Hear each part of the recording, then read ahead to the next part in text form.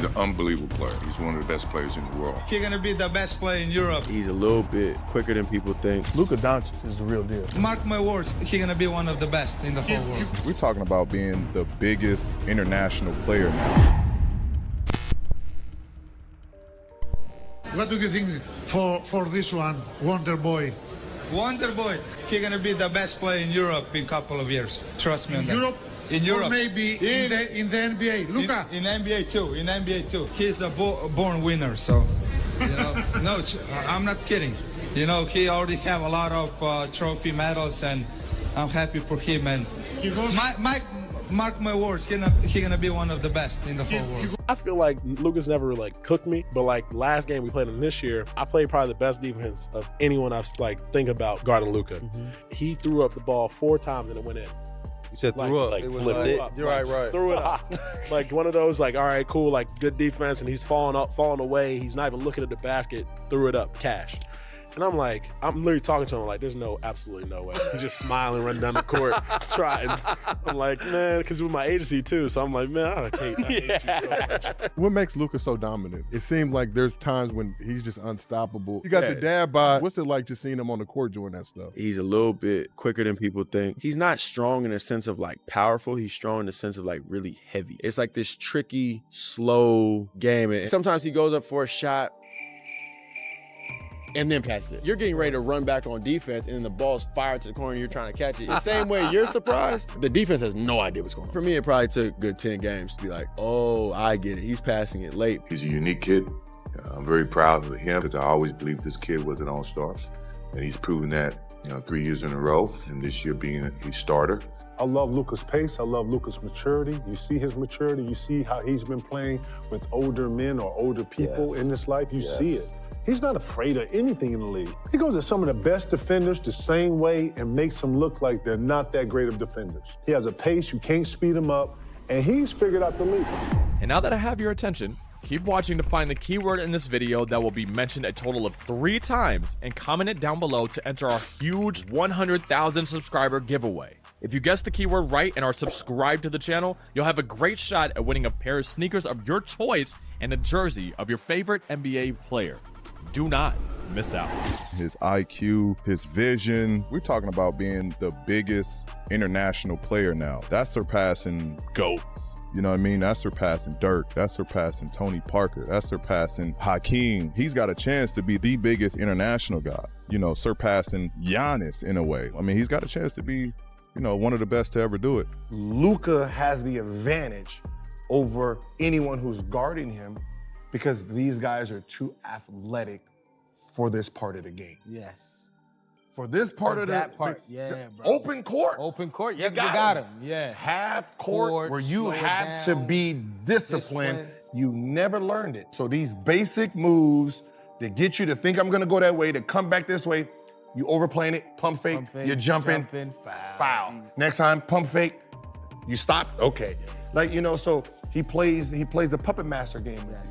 And that's what fundamentals are important, especially at a younger age, because you need the fundamentals before your athleticism kicks in. I mean, his size and his ball handling skills keep you on the edge the whole game, just because that plus being a 3-level scorer, you have to kind of worry about everything. You don't want to get a step back threes going, so you got to press up on him. But he's shifty and got a great handle, so he can use his leverage to get by you, and then obviously his core vision is unreal, so he's kind of the offensive package of being just a playmaker and a scorer. And when he's knocking down shots like he did tonight, it's tough. You kind of want to take something away from him, but he kept making play after play. He even made a couple of defensive plays on the other side, a couple steals and a strip on me.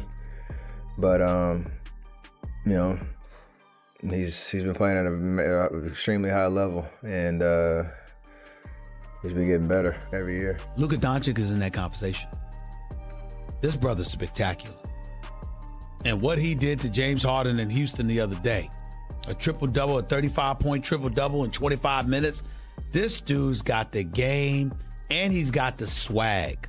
I was talking to, Adrian Wojnarowski, our ultimate NBA insider, along with a couple other people, and we were just raving about Doncic because he's spectacular. But something needs to be said. Phoenix Suns picking DeAndre Ayton. Now, I tried to tell people when they were sitting, I was like, you can't pass up on DeAndre Ayton. You can't teach 7 feet. You understand what I'm saying? This kid, and he started Arizona, and blah, blah. They were like, Stephen A. doesn't know what he's talking about. I said, you're absolutely right. I don't, because I never saw Luka Doncic until he got to the NBA. You see what I'm saying? So I'd never seen him. I'd never seen him at all. So I didn't know, and I told the audience that. So I don't know what to think about it because I never saw him.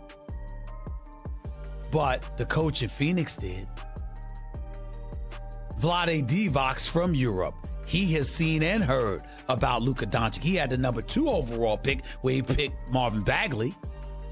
The number 3 pick, Atlanta allowed Dallas to trade up. Trae Young can ball. Trae Young is arguably the second coming of Steph Curry, the way he can handle and shoot, no doubt. But I think it's safe to say at this juncture, he's no Luka Doncic. This brother's on another level right now. So my point in Mike in saying that is, you're absolutely right. He's physical as fuck and flops at the same time, which is the exact same thing I do. Physical as fuck, motherfucker, swipe at me. She's trying to kill me, right? Get him, he's trying to kill me. And he's the exact same way. He initiates the contact, hits you, and it's not like, as basketball players, you can feel like, the muscle, and it's not muscle with him. And that's no, discredit to his body or anything, but that's just how he's made up. It's that kind of that flabby solid type of, just leaning on you. And then you lean on the back and he, put his heads up and put a lot of pressure on the referee. So you can't really guard him physically like the type of way I want to guard him. He did a good job of exploiting that, real good job. But I look at guys in this era now, and you say, okay, you look at Bird and says, well, I could have stopped him because he's slow. It's sort of like Luka now. Luka, yes. You watch Luka. Luka is so freaking slow, and you're like, why can't they stop that? Right. I'm like, yes. But when you crafty and you know how to play, that's all you need. Yeah. I think Bird is fast compared to Luka. I see Luka, he be going slow as hell, and he'll get by you. But Larry probably looked like fucking sprinter compared to the way Luka plays. Yeah. It's amazing. I think could very well be on the top 75 player list that comes out pretty soon. And people say, well, will there be a sleeper that's young? But Luka Doncic is the real deal. When you look at what he's been able to do early on in his career, he's got it. You think he'll be top 75? If it was me voting, yeah, he's on the list because of I'm not a guy that's pointing. I don't want to point at anybody on the top 50 list. Right. But he's better than some of those guys. Right. And I watch some of those guys. Right. So I respect them. I appreciate him. You hear that, salute Skip? Because I call him, he's the closest thing that I've seen to Bird. And we obviously we're taking race into the equation. But I said Bird was a 24, 10, and 6 career guy. I said he couldn't move. It's not like Luka's gonna win a foot race with anybody.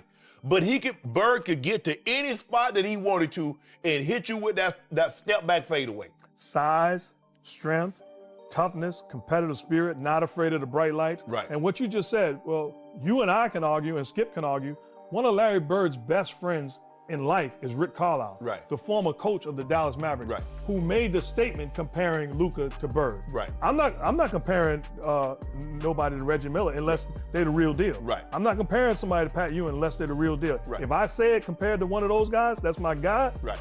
You better take it to the bank. Right.